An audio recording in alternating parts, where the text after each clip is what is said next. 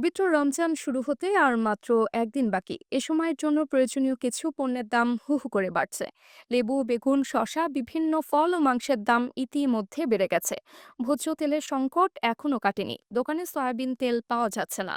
রাজধানীর বিভিন্ন বাজারে ঘুরে দেখা যায় ক্রেতারা নিত্য পণ্যের দোকানের সামনে ভিড় করছেন, দরদাম করে পণ্য কিনছেন তারা। গরু ও মুরগির মাংসের দোকানেও দেখা যায় ভিড়।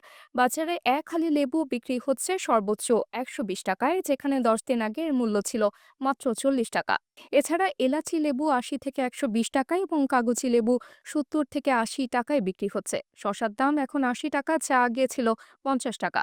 বেগুনের দামও বেড়েছে, লম্বা বেগুন ৭০, গোল বেগুন ৮০ টাকায় বিক্রি হচ্ছে। মুরগির মাংসের দামও বেড়েছে, সোনালী কক মুরগি ৩৩০ টাকা এবং দেশি মুরগি ৫৬০ টাকায় বিক্রি হচ্ছে। গরুর মাংস ৭৮০ টাকায় এবং খাসির মাংস ১২৫০ থেকে ১৩০০ টাকায় পাওয়া যাচ্ছে।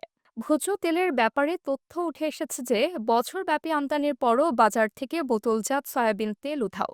খুচরা বিক্রেতারা সীমিত পরিমাণে তেল লুকিয়ে রেখে বেশি দামে বিক্রি করছেন।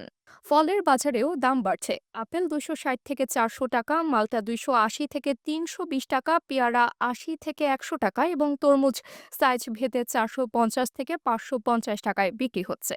সবজি ও ডিমের দামও বৃদ্ধি পেয়েছে। লাল ডিম ১৩০ টাকায়, হাঁসের ডিম ২২০ টাকায়, দেশি মুরগির ডিমের হালি ৯০ টাকায় বিক্রি হচ্ছে।